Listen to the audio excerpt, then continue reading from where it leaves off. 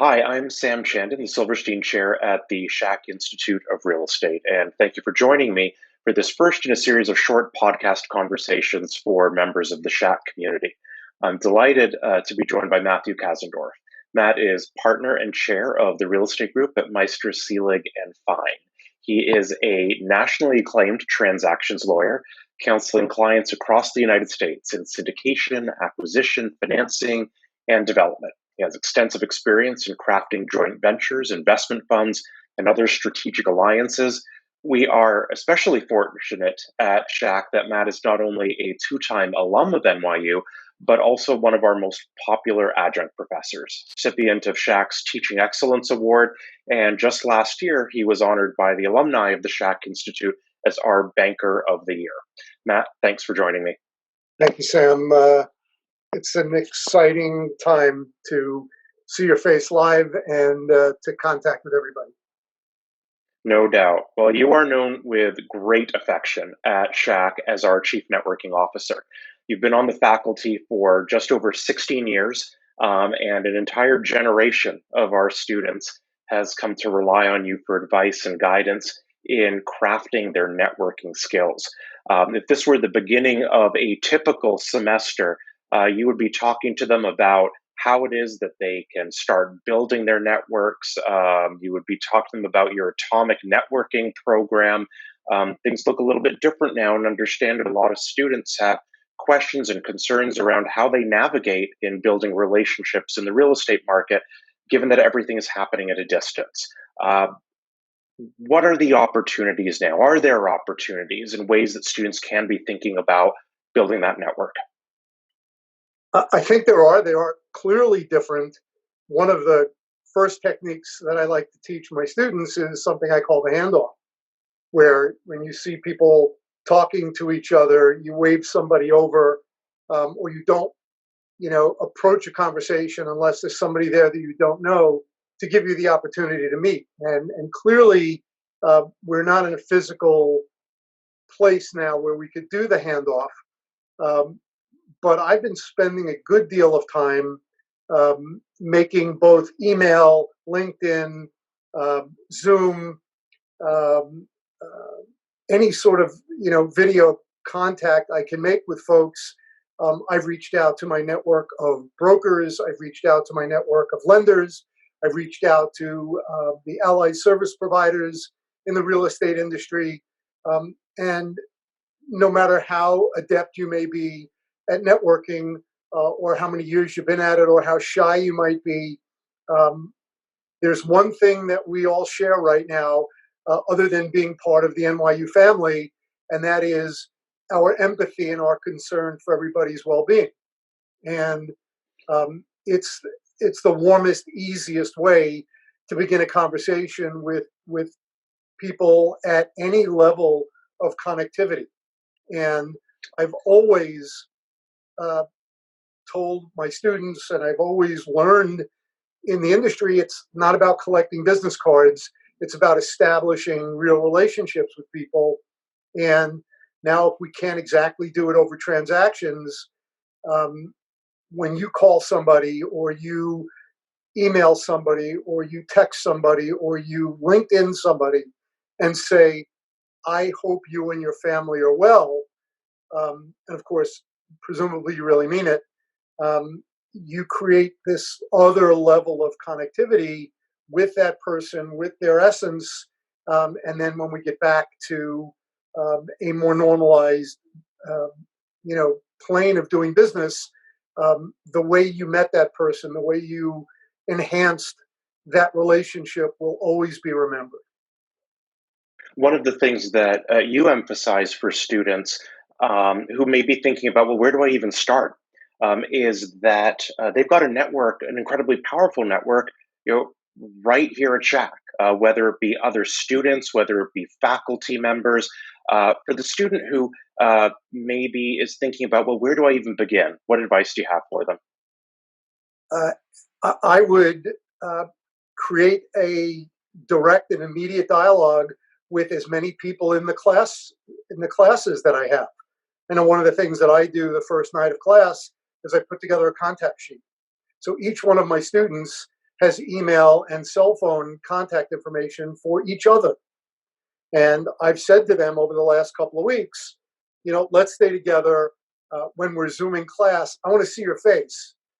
Put your camera on. I want the dynamic of you seeing me seeing you, and you seeing each other on the screen. And every time you make those contacts, the relationships get better.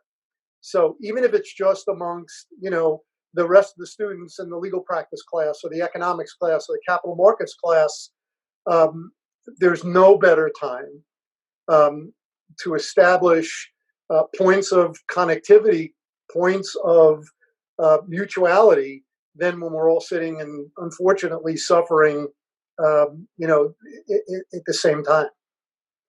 Yeah. One of the things that, I've experienced over the last couple of weeks is that I've also used this as an opportunity to reach out to folks that maybe I haven't spoken to in a while. So I've had, a great deal of contact with students and faculty members that I'd otherwise be seeing, in person every day. But there may be a colleague or friend that, I haven't connected or haven't caught up with, in years, where, I might have hesitated to say, well, it might seem a little odd for me to suddenly reach out of the blue. But right now, you know what? I don't feel like that at all. I feel like everyone I reached out to, and as you've said, always begin, how are you? Is your family all right? Are you keeping well? I think people have appreciated it. There's no question about it. I actually call it a virtual hug. Yeah. And I've done it in every one of the media that we spoke about. I had a conversation with a former student of mine last night in California over LinkedIn. And he said, I'm giving all of this great leasing advice, to my customers and potential customers. And I remember where I got it from. So thank you. And I said, I just taught you, you put your magic on it.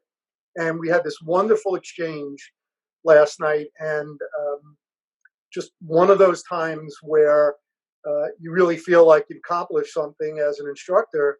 And of course, that was one of the relationships that's endured now for over 10 years. So there's nothing more fulfilling than that. And no better time, as we're trying to figure out what to do, than to get there. And time management now is a really unique dilemma.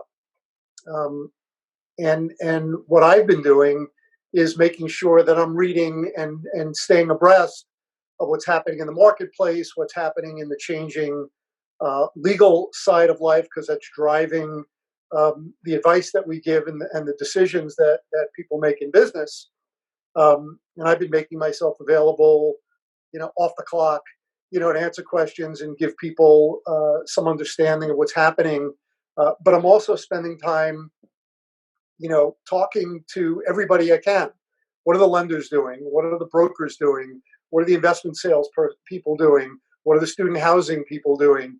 And absorbing all of that information, not with any particular goal in mind or Machiavellian purpose, other than get the information, be smarter about as many things as I can, and thereby, and this is more for the students, enhance your value proposition. Right? We're young. We're either in the throes of a tier 1, tier 2, or 1 foot out, into the business world position. We're thinking about our next steps. And one of the things that we all get to do at every stage of our professional and educational life is constantly improve our value proposition. Who are we? What do we know? And what do we have to share amongst our colleagues? So read and talk and absorb as much information as we can. And I've always been a big believer in it for my personal value proposition. But for folks either starting at Schack or getting ready to finish at Schack, no better time to use some of this weird downtime that we have to just enhance your skill base, your knowledge base, your curiosity base, as well as your network. Yeah. Well, I mean, your contribution at Schack is such a notable part of the Schack experience for, again, every student who's come through the program over the last 16 years. Is such a notable part of the experience for everyone else on the faculty. You know so many of the faculty. Would it be fair to say to the students that there's the classes that you've taken and the professors because of classes you've taken, but when you're thinking about your network, if you were to come across a quote by a professor or hear about a professor with a particular interest or background in an area of real estate that's a shared area of interest, that you reach out to them. That's why we're all faculty at Shack. Yeah, it's wonderful. I had an opportunity to ring up Rich Lambeck a couple of weeks ago. A student of mine was trained in sports management, now going through the real estate program, and wanted to get involved in arena facility development. And I called Rich, and we had a short tenured professor at NYU a number of years ago who I'd forgotten about, who was involved in building the Glendale Stadium for the Phoenix Cardinals. And I was able, years later, and even with just this passing relationship that I had with a fellow faculty member, make a great introduction, for that student. So you never know, where those points of commonality are going to go or come from, and you just have to be present, to do it. And I've tried to, even now, especially now, keep your energy up. Look at the positive side. I'm watching the medical data statistics, and as we were ascending, to this horrific peak of sickness and death, my view is always, let the medical folks do what they do best. What do we worry about?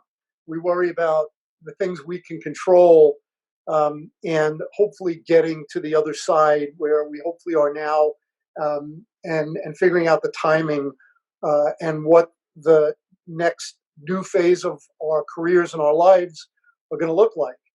Um, and I want to be ready, and I want to, I want the vector of, the next phase of my career, as a professor, as a lawyer, as a parent, as a friend. Um, I want to be ready to be to optimize that, and be as good a professor and as good a lawyer, and as good a parent and friend as I can be. And that's what I'm spending my time, thinking about, rather than worrying about, some of the horrific things that I can't control. Well, you mentioned sort of the importance of being ready for that next thing.